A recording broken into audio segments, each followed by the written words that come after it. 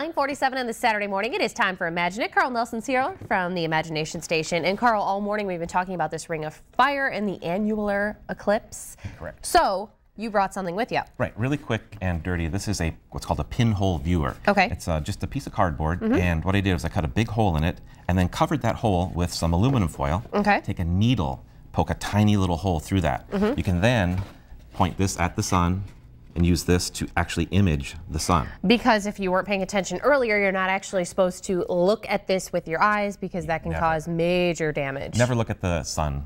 Okay, so you can use the pinhole viewer and you'll be able to image this. And really, you'd really want to make this as long as possible. Get one of those old shipping boxes, tape it together, put a pinhole at one end, and then image at the bottom. Okay. Okay, so if you want to try to view the sun, that's a safe way to do it. Cool. But I thought today we'd do something with poking holes in things that you generally don't poke holes in, like a balloon, right? All right, I'm with you. So go ahead and take this bamboo skewer and go ahead and just poke it right through the balloon there.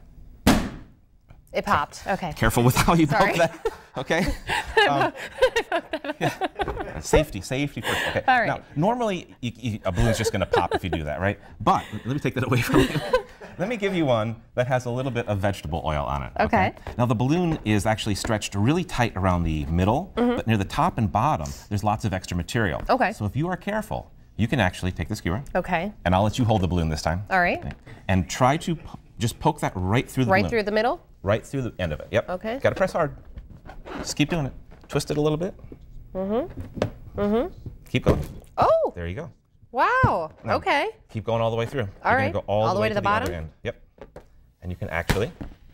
Now you lose a little air. Okay. But with a little practice, you can get it so that you can actually skewer the balloon. Well, I'm no Carl Nelson. That's why you're here. No, but you can do it. Here, try it again. Interesting. Get a new balloon. And the whole reason here is that there's New skewer too? No, you can use that one.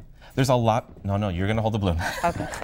I'm getting nervous. I don't trust you with that.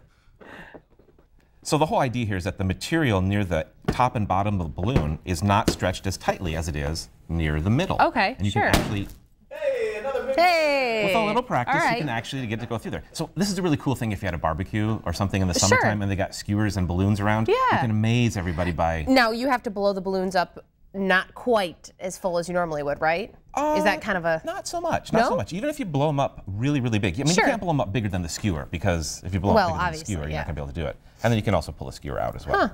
It'll slowly lose a little bit of air. Okay. And what's the purpose of the oil? It lubricates the skewer so that it can slide between the polymers. Okay. This is made out of latex, and so there are polymer chains in there. And if the skewer is oiled up a little bit, you can use vegetable oil, you could use dish soap, you could use lotion, sunscreen, whatever you have on hand.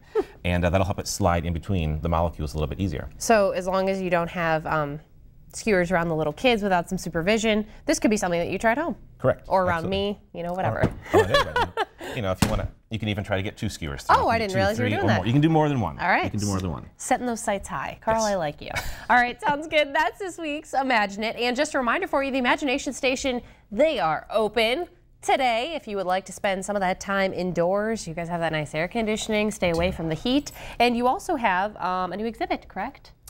We do. We just opened up Grow You from the Andersons. It's all about agriculture, animatronic robots that teach about agriculture. Really cool. You should check it out. Neat. All right. Well, that's this week's Imagine It. Carl, thanks for coming in. From there, we want to go check in with Dave Holmes. He's got a check of sports.